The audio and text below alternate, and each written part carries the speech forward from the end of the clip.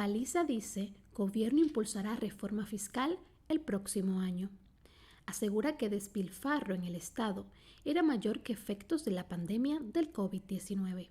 El ministro administrativo de la Presidencia informó que el gobierno proyecta para el próximo año impulsar una reforma fiscal integral similar a la que auspició el presidente Joaquín Balaguer a principios de los años 90, específicamente en 1992.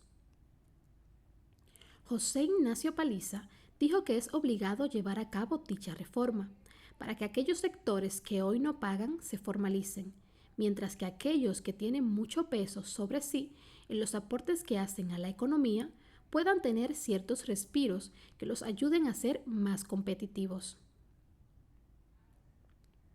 Paliza confió en que esa reforma fiscal ayudará a que el gobierno tenga mejores recaudaciones, porque se trata de una forma más inteligente de recaudar.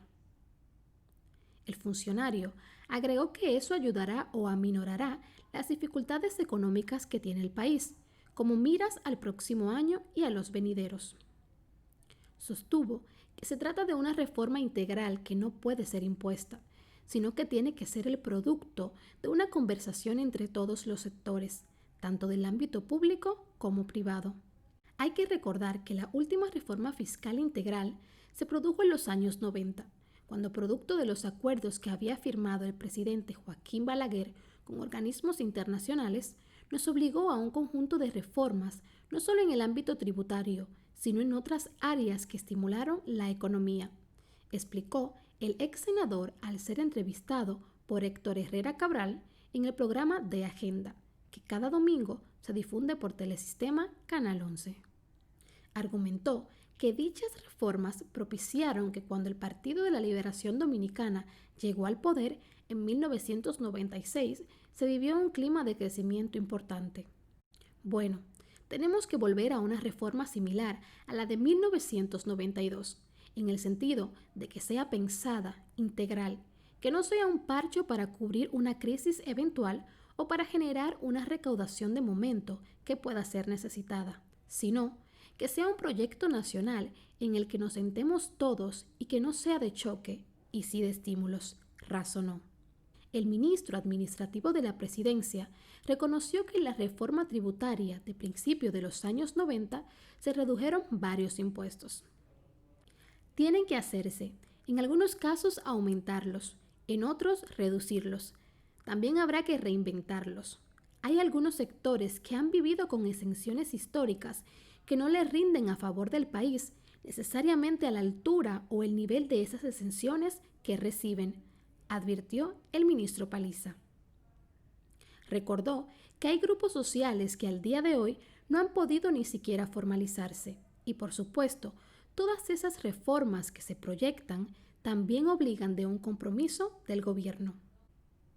En tal sentido, reconoció que nadie quiere contribuir más al sistema, sino ve de que se esté respetando el uso de los recursos públicos, reorientando el gasto adecuadamente, es decir, que esos ingresos se usen de manera honesta y transparente. Dice que despilfarro que había dejan peores secuelas que el COVID. De acuerdo a José Paliza, la desorganización y despilfarros que había en el pasado gobierno dejan secuelas al país peores que las provocadas por la pandemia del coronavirus. Es que, al margen de la pandemia y de la crisis que ha generado, nosotros nos hemos encontrado con otras realidades en la dirección del Estado que son quizás más profundas en sus secuelas que las que puede generar el coronavirus, lamentó el ministro administrativo de la Presidencia. Agregó que ese nivel de desorganización y despilfarro eran de tal magnitud que en medio de la peor crisis sanitaria que ha vivido el país, uno de los principales hospitales regionales como el Cabral y Baez de Santiago tienen 8 años de remodelación y que se ha gastado suficiente dinero con lo que se había podido construir 2 hospitales. Ese es el modelo de gestión gubernamental que hemos heredado, deploró el funcionario. Insistió en que desde la cosa más sencilla hasta la más compleja tenían deficiencias a la vista y eso ha provocado que el actual gobierno haya tenido que dedicar una gran cantidad de tiempo para organizar la casa y poder echarla a caminar. Y por eso ha sido mucho más engroso este recorrido de 4 meses que le ha tocado al presidente Luis Abinader gestionar, explicó.